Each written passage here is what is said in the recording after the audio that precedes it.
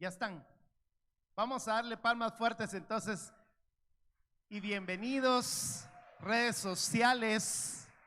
Qué lindo saludarlos, qué lindo tenerlos acá. Hay un buen grupo de gente, aunque hoy es día de votaciones en el área nacional. Entendemos que muchas personas hoy van a andar votando y eso es muy bueno.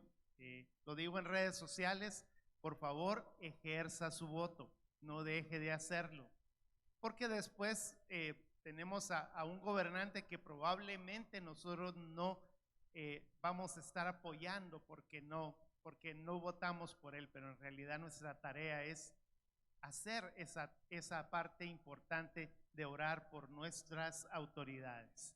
Y las autoridades municipales son muy importantes. Bueno, por quien quiere usted votar, ahí usted sabe quién es.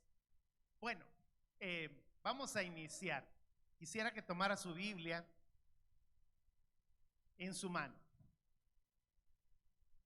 Hágame casito. Usted que está ya en redes sociales, a ver quién es más obediente, si usted o los que están acá. ¿Listos? Vamos a declarar la palabra de primera de Pedro 2:9 diciendo: Señor, yo soy linaje escogido, yo soy real sacerdocio, yo soy nación santa, yo soy pueblo adquirido por ti, para anunciar las virtudes de aquel que me llamó del reino de las tinieblas al reino de su luz admirable. Y Señor, hoy leeremos tu palabra y que sea como una espada cortante de dos filos, que penetre hasta las coyunturas y los tuétanos de mis huesos y transforme mi vida para siempre. Amén. Muy bien, esta serie tiene su origen principal en el libro de Nehemías. Sin embargo, yo quiero que usted entienda, hoy vamos a hacer una introducción general de todo lo que tiene que ver con la serie. Es importante que usted encadene algunos libros de la Biblia que están juntos en la misma línea del tiempo. Cuando usted lee el libro de Nehemías, estamos hablando de que el otro libro que debe estar junto con este es Esdras. Ese es el libro que va junto.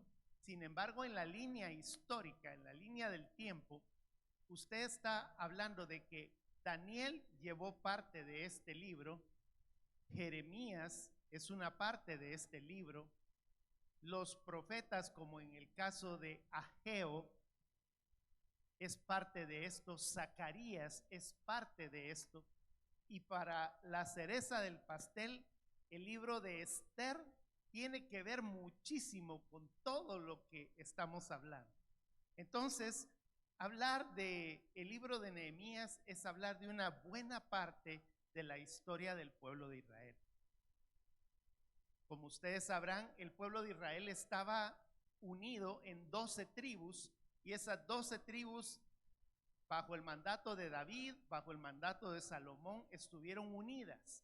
Pero después, con los siguientes reyes, no voy a ahondar tanto en esto, se dividió Israel en el reino del norte, cuya capital era Samaria, y en el reino del sur, cuya capital era Jerusalén.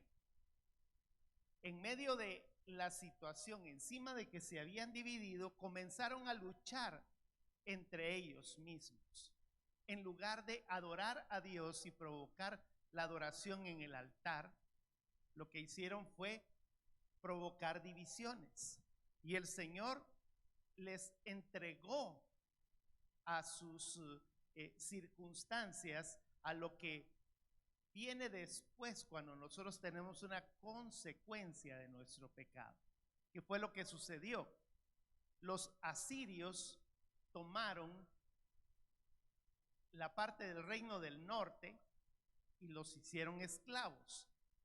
Y Nabucodonosor tomó a Jerusalén y la destruyó por completo. El libro de Jeremías narra que en el momento en el que se destruyó el templo, se destruyó todo el muro, fueron llevados durante 70 años como esclavos a Babilonia, en donde nosotros sabemos que está el rey Nabucodonosor, ahí estaba Daniel, y durante ese periodo de tiempo de 70 años, la dispersión se dio. Hubieron algunos que se quedaron por allí, pero la mayor parte fueron esclavos en la parte de Babilonia. Esa es la parte que tengo que contarle. Imagínese usted que son 70 años. En 70 años, si lo ponemos en las generaciones de este tiempo, son generaciones como de 20 años, estamos hablando de 3 generaciones más o menos. O sea que muy probablemente en el momento en el que se fueron de esclavos, se fue el papá, se fueron los hijos y probablemente los nietos durante esos 70 años. Y la vemos un poquito más corta, de 25 años, va a ser más o menos parecido. El hecho es que Nehemías es probable o directamente un sí, que él iba de chiquito. Tenía más o menos alrededor de unos 12, 15 años, quizá en el momento en el que fue llevado como esclavo hacia Babilonia. Y allí en ese lugar pasaron un proceso que Daniel menciona. Cambiaron de reyes, cambiaron de imperios. Nosotros vemos que de repente pasó de Nabucodonosor, pasó al rey Darío, Artajerjes, que es el que en este momento estamos hablando del mismo rey Darío, hasta el momento en el que ellos fueron conducidos de regreso después de 70 años para reconstruir. Aquí estoy súper resumiendo lo que nosotros tenemos en el libro de Nehemías. Pero mientras esto ocurrió, yo quiero que usted ubique su pensamiento en ese pequeño, en ese joven que llegó a Babilonia, que llegó a ese lugar y comenzó a estudiar, comenzó a prepararse, aún siendo esclavo, él tenía sus tareas, pero de repente Nehemías comenzó a destacarse de entre de todos los que estaban esclavos allí, al igual que Daniel, por ejemplo, usted puede leerlo. Daniel formó parte de la corte del rey, en medio de todo halló un favor. Nehemías fue igual. Y Nehemías, por sus características, llegó a tener una posición muy, muy especial. Llegó a ser el copero del rey. Usted dirá, bueno, ¿qué es eso del copero del rey? Era alguien de alto nivel de confianza de la jerarquía de los servidores. ¿Qué era lo que hacía? Le servía el vino al rey. Pero no solamente eso hacía. Nehemías tenía la característica de que él debía de probar el vino del rey antes de que el rey lo tomara. Porque si a lo mejor tal vez había habido alguien que había agarrado la jarra del vino, porque en ese momento no eran botellas con corcho y todo lo demás como vemos en este espacio de tiempo, sino que era el vino recién hecho, recién preparado. Alguien por ahí de repente podría haber agarrado y echado un poquito de veneno, un poquito de cianuro para matar al rey. ¿Quién era quien se moría primero? El copero. Entonces, la idea básica del famoso copero era el conejillo de Indias para que pudiera tomar su vino el rey, pero era una persona de alto nivel de confianza. Usted se imagina como que cuánto dinero pudo haber ganado Nehemías. Era ricazazo el Nehemías en medio de su esclavitud. Era de los que vivía en medio de la esclavitud y tenía algo extra. Era mucho material, ¿verdad? Quizá tenía los mejores vestidos, el mejor calzado. Si hubiera estado en este tiempo, hubiéramos dicho, bueno, cada año estrena iPhone no sé cuánto, y hubiera dicho, bueno, tiene de todo lo mejor, el mejor carro, cualquier cosa, menos viajes, ¿verdad? Porque obviamente él estaba de esclavo. En medio de todo esto, a Nehemías se le olvidó su familia, se le olvidó su pueblo, porque ya estando allí, pues cualquiera puede decir, bueno, estoy muy bien, vivo de lo mejor, no pasa nada. Pero de repente, una mañana, viene el Señor y le trae algo que impacta su vida. Yo quisiera que fuera, le narré todo esto para que usted pueda entender lo que dice Nehemías capítulo 1, versos del 1 al 5. Dice, voy a leerlo de la NBI, aunque en el libro que nosotros escribimos utilizamos Reina Valera, pero va a estar bonito que usted pueda tener las dos versiones. Estas son las palabras de Nehemías, hijo de Jecalía, verso 1. En el mes de Quisleu del año 20, estando yo en la ciudadela de Susa, llegó Hananí, uno de mis hermanos, junto con algunos hombres de Judá. Entonces le pregunté por el resto de los judíos que se habían librado del destierro y por Jerusalén. Se estaba preguntando por su tierra. Ellos me respondieron: los que se libraron del destierro y se quedaron en la provincia están enfrentando una gran calamidad y humillación. La muralla de Jerusalén sigue derribada, con sus puertas consumidas por fuego. Dice el verso 4, al escuchar esto, me senté a llorar. Hice duelo por algunos días, ayuné y oré al Dios del cielo.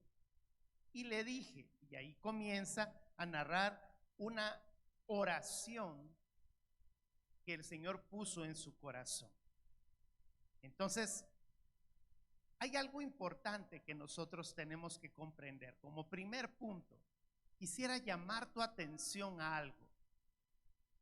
Hay historias como estas que probablemente tú la puedes leer y se te va a olvidar. Quizá probablemente la vas a recordar como cuando nosotros venimos y leemos o nos recuerdan en Verbo Kids o en el momento en el que tú estuviste en escuela dominical, si es que estuviste. Las famosas historias que nosotros las miramos como historietas animadas de ayer y hoy, ¿verdad? Como decían hace muchos años. Y podemos comenzar a pensar, David y Goliat, el arca de Noé, Lázaro resucita, todas esas historias que muy probablemente para nosotros son como fábulas. Pero se nos olvida que la Biblia no es un libro de fábulas, sino que en la Escritura lo que nos dice en 2 de Timoteo 3, 16 y 17, toda la Escritura es inspirada por Dios y útil para enseñar, para redarguir, para corregir y para instruir en justicia, a fin de que el hombre de Dios sea perfectamente, enteramente preparado para toda buena obra. Es decir que cuando nosotros comenzamos a estudiar, yo comencé a hacer la serie porque esto nació, le cuento, esto nació en el 2014, esta serie. Cuando la comencé a preparar, el Señor me hablaba de que así como sucedió con perlas, con las piedras preciosas, en este caso el Señor me decía, este libro no está en el aire para ti, Debe de ser algo que venga a cambiar nuestra vida, que venga a trastornar nuestros corazones. Y esto es lo que yo esperaría en el nombre de Jesús, de que esta serie en medio de el tiempo del año del favor del Señor, el Señor nos permitiera que nosotros pudiéramos vivir. Como primer punto, yo quiero que analices esto. Nehemías estaba viviendo en una zona de comodidad, una zona perfecta. Cualquiera podría decir, yo no tengo en este momento otra cosa más que hacer que vivir la vida loca. Cualquiera podría pensar así. Y usted dirá, bueno, es que yo soy cristiano, yo no tengo problema. Este es el punto, que nos volvemos tan acomodados como ese hombre de aquel entonces que tenía de todo y no se preocupaba por lo que estaba alrededor, hasta que de repente uno de su familia impacta su vida. Yo puedo imaginar que de repente ese día este hombre, Nehemías, estaba vestido con lo mejor. Quizá ese día estaba estrenando unos tenis, estaba estrenando no sé qué cosa, le habían puesto las mejores joyas, y de repente llega Hananí, que es su hermano, y lo encuentra todo lleno de trapos viejos, ropa sucia. Y entonces viene el encuentro y se le queda viendo y dirá, ¿y por qué está vestido así? ¿Querés comer? Y le pone todas las viandas, todas ese montón de comida, y aquel comienza a comer con aquella hambre como probablemente no había comido en mucho tiempo. Y cuando le pregunta cómo está la familia, dice, están viviendo diríamos en Guatemala, en champas. Yo no sé cómo se diría acá, cuando nosotros venimos y hacemos unas casitas de lámina, hacemos de madera, unos tugurios como precarios, dicen, ¿verdad? Precarios. Vivían en precarios los lugares. Entonces viene él y comienza a darse cuenta de que ha sido engañado por lo material. Yo quisiera que fueras a 2 de Corintios capítulo 4:4. Nos dice, en los cuales el Dios de este mundo cegó el entendimiento de los incrédulos para que no resplandezca la luz del evangelio de la gloria de Cristo, la cual es la imagen de Dios. Él estaba totalmente cegado. Había pasado años sin pensar en el pueblo de Dios. Había pasado años sin pensar en su llamado. Estaba congelado. Y de repente viene el Señor y le trae a esta persona que lo hace entender de que debe de despertar en medio de su vida. Cada uno de nosotros nos hemos acomodado a vivir y usar los recursos que nosotros tenemos, aún estando en esclavitud. ¿Sabe usted que muchos de las personas que probablemente nos están escuchando, de los que estamos acá, lo que tenemos en nuestra mente es lo que vemos, solo lo que hacemos, solo lo que vivimos? Y muy probablemente toda nuestra fe está encerrada en eso. Y de repente viene el Señor y nos mueve el piso y nos dice, yo no quiero que estés en este lugar, sino que lo que quiero es que comiences a trasladarte de donde estás, de tu comodidad, y comiences a pensar de que tu familia necesita de ti. Hoy te hago esta pregunta: ¿cuántos de nosotros tenemos a alguien en nuestra familia que no tiene a Cristo en su corazón? Sé que todos tenemos, sé que todos anheláramos que cuando alguien de nuestra familia viniera, no viniera con los trapos viejos, sino que tuviera la bendición que nosotros tenemos. Pero lo que sucede es que muchos de nosotros, como hijos de Dios, hemos pasado durante todo este espacio de tiempo sin preocuparnos ni siquiera por nuestros familiares, mucho menos por los vecinos. Y esto es lo que en este instante hace redarguir a este hombre. La escritura nos dice que cuando nosotros estamos en medio de la vida material, nosotros, como lo leíamos en 2 Corintios 4:4, nosotros estamos cegados con esto. Y eso era lo que le estaba sucediendo a Nehemías. Nehemías tenía que salir de esa comodidad de esclavo. ¿Me entiende? Era esclavo, pero vivía en esa comodidad. Habemos personas estando en esta condición que decimos, bueno, prefiero seguir en esta actitud que salir del cuadro de comodidad y comenzar a hacer lo que yo tengo que hacer. Y esta es la acción que comienza a mover. La visita de su hermano le despierta a él un deseo de que él tiene que hacer algo en su vida que en ese momento él había dejado de hacer. Las lágrimas en su narración, en lo que él dice, es el momento del accionar, el momento conmovedor en donde el Señor viene y le dice, te das cuenta que tú tienes lo que en este momento todo un pueblo necesita. Y cualquiera podría decir, bueno, es que un pajarito no hace el verano, sino que yo necesito de todo un montón de más de personas. Y sabemos que si nosotros venimos y actuamos, un solo mover puede mover montañas en medio de todo esto.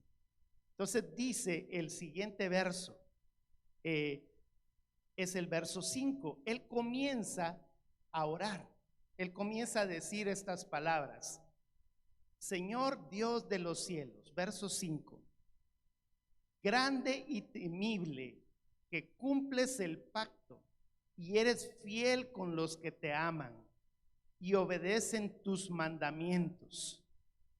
Vea, lo primero que él habla es decirle al Señor, Señor, tú cumples tus promesas. Él está orando. Lo primero que nosotros estamos viendo acá es el Señor quiere que nosotros oremos.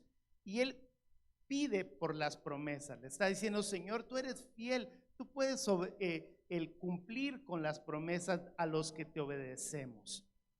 Y luego sigue diciendo en los siguientes versos, en el verso 2, comienza a interceder. Esa es la segunda cosa que él hace, comienza a interceder y dice, ahora esté atento tu oído y abiertos tus ojos para oír la oración de tu siervo que hago ahora delante de ti día y noche por los hijos de Israel tus siervos. Leí Reina Valera, ¿verdad? Estaba leyendo la NBI. Bueno, me pasé a Reina Valera.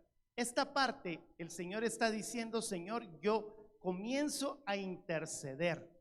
Y vea, cuando digo comienza a interceder, ya va a ver usted lo que le voy a decir en este momento. Solo se lo adelanto.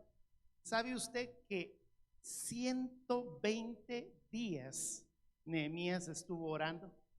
120 días. Le hago la pregunta en este momento, ¿cuántos de nosotros oramos durante 120 días por algo? En el primer día ya estamos desesperados y ya decimos, ya no quiero orar. 120 días. Estuvo orando durante 3 meses. En ese momento él comienza a confesar el pecado porque él sabe, en este momento él viene y dice, sí, yo tengo buenos vestidos y tengo todo esto, pero si yo vine a ser esclavo acá en Babilonia, es que yo cometí el mismo pecado que cometieron mis hermanos. Y entonces sigue diciendo en el verso 7, te hemos ofendido y nos hemos corrompido mucho. hemos desobedecido los mandamientos y preceptos y decretos que tú mismo diste a tu siervo Moisés. Él confiesa su pecado, confiesa el pecado que obviamente en ese momento les provocó todo el daño que en ese momento ellos estaban viviendo. La consecuencia, dice el verso 8, recuerda, te suplico, lo que le dijiste a tu siervo Moisés. Si ustedes pecan, yo les dispersaré entre las naciones. Pero si se vuelven a mí y obedecen y ponen en práctica mis mandamientos, aunque hayan sido llevados al lugar más apartado del mundo, los recogeré y los haré volver al lugar donde he decidido habitar. ¿Qué es lo que está pidiendo? Está pidiendo misericordia. Le está diciendo, sí, yo sé. Cuando nosotros leemos Jeremías, aquel famoso, yo tengo planes de bien y no de mal para ti, y todo lo que nosotros sabemos, esa parte de la escritura es una parte de una carta que el Señor les estaba dando antes de que comenzaran esos 70 años. Les está diciendo, vean, al lugar donde vayan, tengan hijos, tengan hijas, compren casa, tengan la oportunidad de vivir, porque de todas maneras al finalizar esos 70 años, yo voy a traerlos de regreso a su tierra. ¿Y sabe quién fue el encargado de hacer esto? Nehemías. Y como le decía hace un momentito, Esther anduvo metida en medio de la situación, porque usted que ha leído el libro de Esther, usted sabrá que Esther estuvo orando, estuvo pidiéndole al Señor y halló gracia con el mismo rey del que estamos hablando acá. Y entonces el rey viene y dice, voy a emitir un decreto en medio de todo esto para que ustedes vayan de regreso. O sea que Esther fue la cuñita principal para que ese rey diera la autorización. Pero ¿qué provocó que Esther hiciera estas cosas? ¿Qué provocó que de repente Daniel en medio de las situaciones estuviera orando en medio de todo? Que Zacarías estuviera proclamando algunas palabras. La oración de Nehemías. Nehemías estuvo orando durante 120 días y logró que se moviera el resultado de todo lo que él estaba pidiendo. El resultado es que debemos de tener fe en medio de cualquier circunstancia de lo que estamos viviendo. Dice Juan capítulo 15, verso 7. Juan capítulo 15, verso 7. Si permaneces en mí y mis palabras permanecen en ustedes, pidan todo lo que quieran y se les concederá. O sea que durante esos 120 años, yo quisiera que usted pudiera saber que Nehemías inició su proceso de orar, así como se lo estaba diciendo, desde el mes de Quisleu, y Nehemías comenzó a orar según lo que nos dice un poquito más adelante en Nehemías 2:1, que pasó 120 días orando. Permaneció. El llamado de hoy en esta introducción es: el Señor quiere que nosotros seamos ese instrumento para que el Señor venga y se mueva, para que su familia, sus compañeros de trabajo salgan de la esclavitud, que probablemente sus hijos que están en medio de la parte de no tener a Cristo en su corazón, sus hermanos probablemente vengan y regresen al Señor. Pida todo lo que quiera, pero permanezca en medio de la situación. La respuesta fue el favor que el Señor dio a través de ese rey Artajerjes. Imagínese usted 120 días, orando, y de repente viene una mañana Artajerjes y le dice a Nehemías: tráeme el vino. Y se le queda viendo y le dice: ¿tenés algo, Nehemías? Te veo raro. Ese fue el momento en el que viene Nehemías y le dice a Artajerjes: mira, es que yo quisiera tener la oportunidad de que nos dieras la oportunidad de salir de aquí e irnos de regreso a nuestra tierra. Artajerjes, o sea, el rey, pudo haber dicho en ese momento: ¿cuántas personas en este instante tú me estás pidiendo que yo libere para que regresen de la dispersión? Era una gran cantidad de personas las que Artajerjes tenía que dar libertad para que se fueran con Nehemías. Si usted lo quiere ver, es el mismo proceso que Moisés llevó con el faraón, solamente que en este caso hallando gracia, sin mucho mover las plagas y todo lo demás, simplemente a pura oración. El rey comienza a darse cuenta de que él tiene que dejar ir a ese pueblo, pero redúzcalo y siga pensando en Nehemías.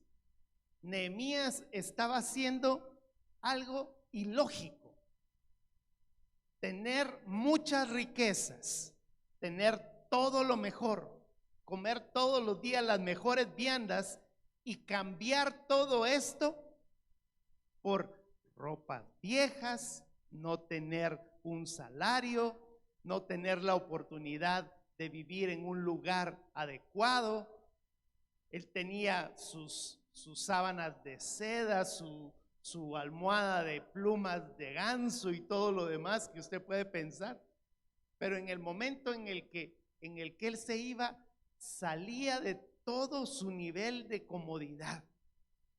¿Cuál era el pensamiento de Nehemías en este momento? Acudió a un llamado que es el llamado que en este momento el Señor nos hace como primer punto en esta mañana, introduciendo el tema. Nos está diciendo como un primer punto es: yo debo de cambiar, yo debo de caminar y debo de hacer que todas las cosas que probablemente estaba haciendo mal, que las comience a hacer bien. Le voy a contar algo que probablemente usted ya lo ha oído. Nosotros con Patti, cuando salimos de Guatemala rumbo a Costa Rica, nosotros nos preguntaban, a Patti le preguntaban sus compañeros, porque mi esposa tenía uno de los mejores trabajos que usted puede imaginarse. Imagínense, ella trabajaba como la asistente de la gerencia general de la Corte Suprema de Justicia en Guatemala. Míreme la mano, buena plata. Su servidor trabajaba como un director espiritual de uno de los colegios Verbo. Como profesional estaba dando clases en la Facultad de Teología del Seminario Teológico, en la Facultad de Teología en la Universidad Panamericana. Teníamos una tremenda casa y de repente viene el Señor y nos dice: se van para Costa Rica a vivir a Purral de Guadalupe,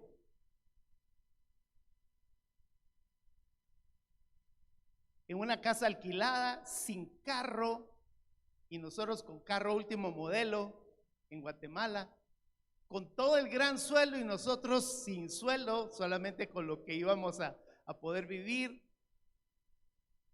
por 18 personas en medio de todo el asunto. Por 18 personas nosotros salimos. Piense eso mismo, eso fue lo que hizo Nehemías. dejó toda su comodidad para ir a levantar, a reconstruir la vida de otras personas y de reconstruir su propia vida. Y ese es el camino que el Señor le puso a hacer a partir de ese momento. Nehemías salió de su zona de confort y hoy en la mañana el Señor viene y te dice, ¿y tú quieres salir de tu zona de confort? Probablemente en este momento no te estoy pidiendo que tú dejes tu trabajo, que tú dejes tus cosas, aunque hay alguien que por ahí esté pensando, bueno, yo creo que es el momento del llamado, porque la Escritura nos dice que nos llama a hacer algo. En ese instante Nehemías sale y va hacia el lugar donde debe de ir. Y esa es la respuesta principal. Es desaprender para poder aprender. Quisiera que fuera a Filipenses en el capítulo 3. Filipenses en el capítulo 3, versos del 5 al 8.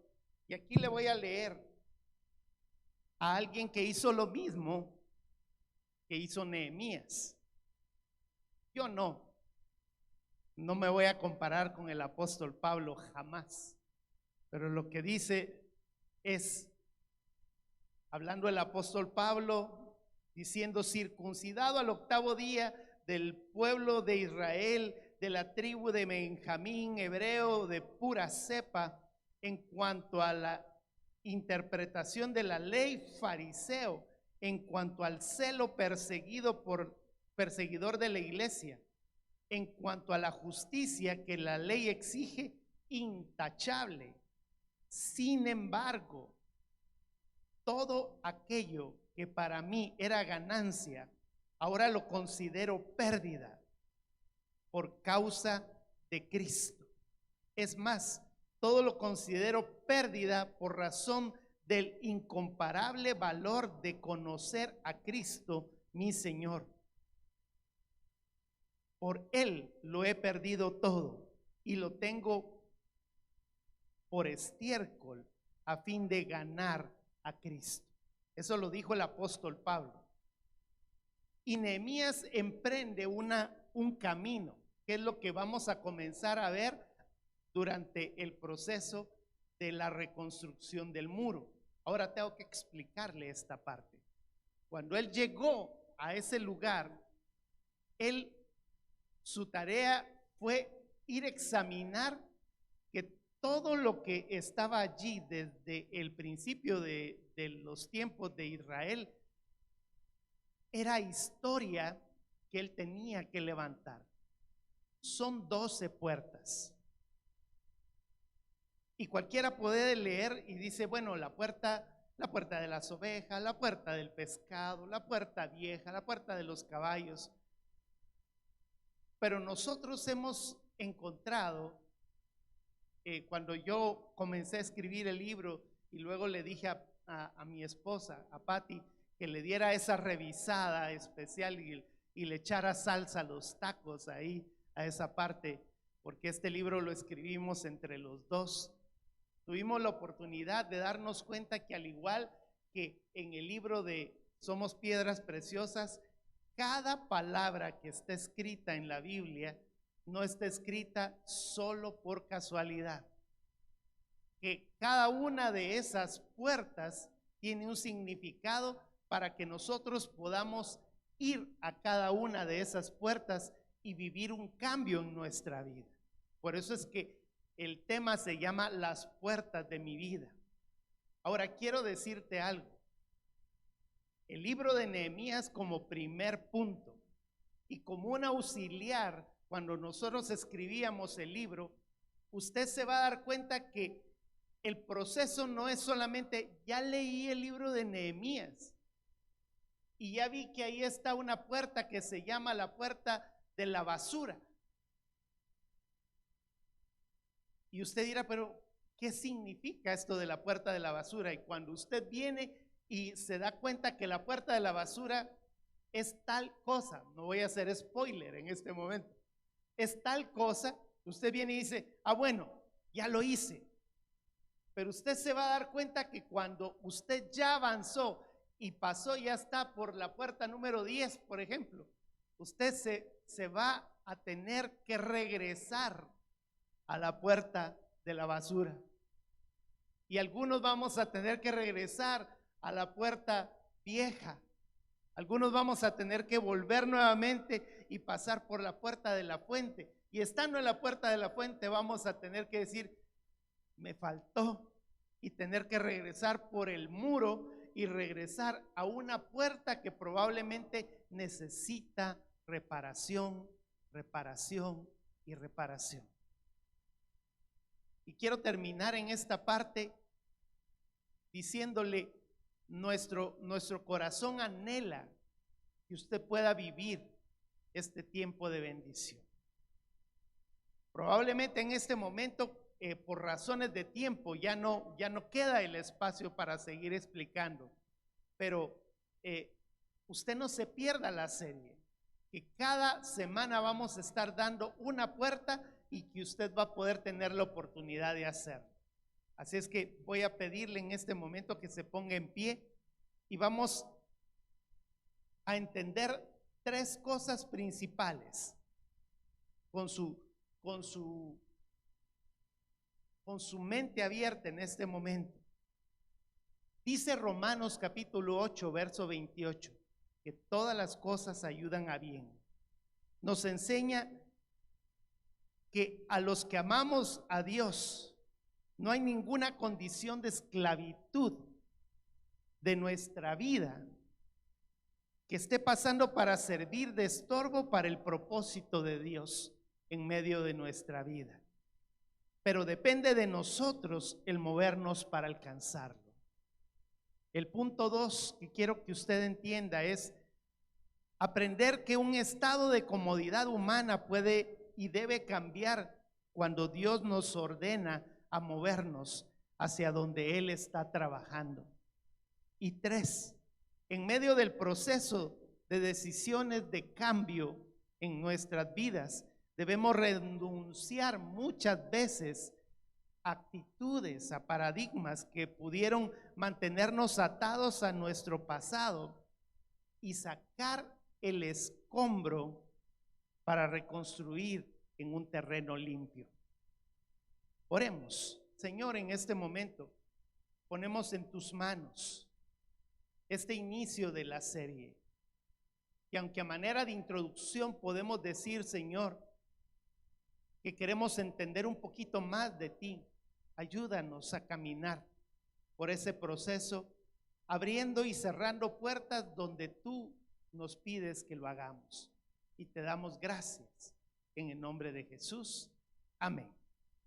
Redes sociales, muchas gracias por estar con nosotros. Nos miramos en